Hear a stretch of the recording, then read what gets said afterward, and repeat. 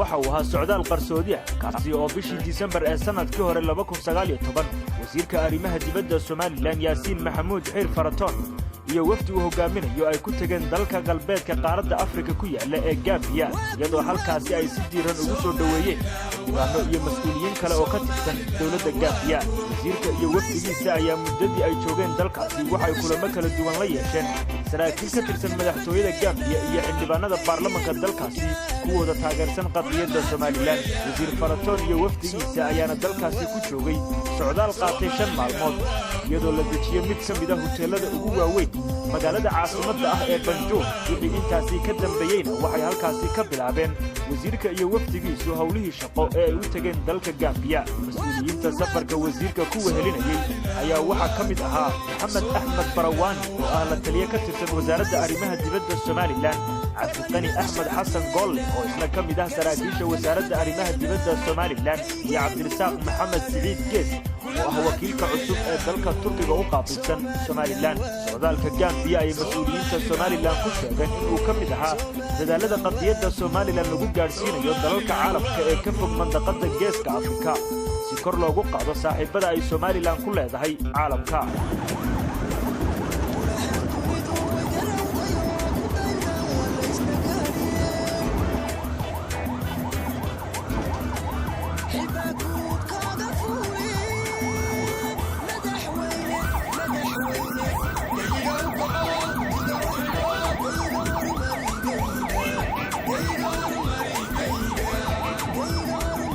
taasi ka dambeeyay xubno ka tirsan baarlamaanka Ganbia ayaa mooshin ku saabsan qadiyadda Somaliland dhexgeeyay xarunta baarlamaanka dalka Ganbia iyaga oo fadhigii maalintaasi oo ay shirgudoominaysay haweeneyda gudoomiyaha ka ah baarlamaanka Ganbia Marwo Maryam Jack Danton isla markaana ay goobjoog ka ahayd madaxweyne ku-xigeenka Ganbia haweeneyda lagu magacaabo Isato Toure isla markaana mudane ka tirsan xildhibaanada baarlamaanka Ganbia ayaa waxa kulankaasi si weyn loogu faaqiday qadiyadda aqoonsiga Somaliland iyadoo xildhibaanada qaar ay soo jeediyeen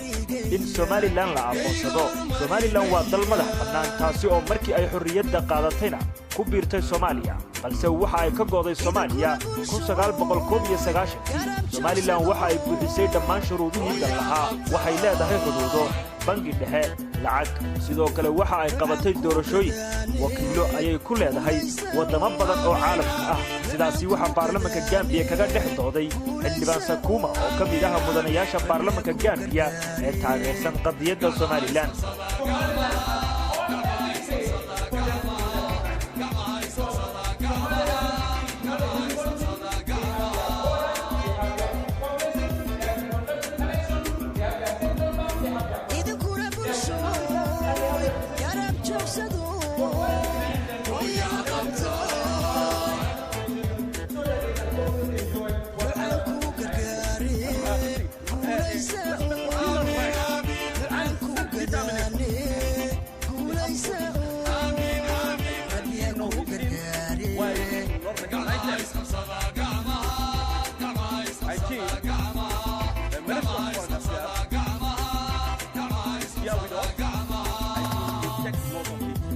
Speaker,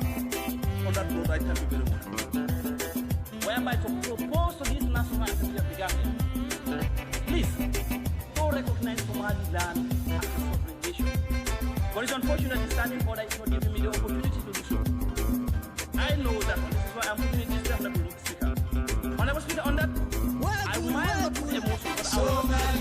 will not for the National Assembly of the Gambia to strongly urge the government of the Gambia to recognize rights of the people of Somaliland and to take appropriate measures to ensure the establishment of a diplomatic dialogue between the two countries. I am not of the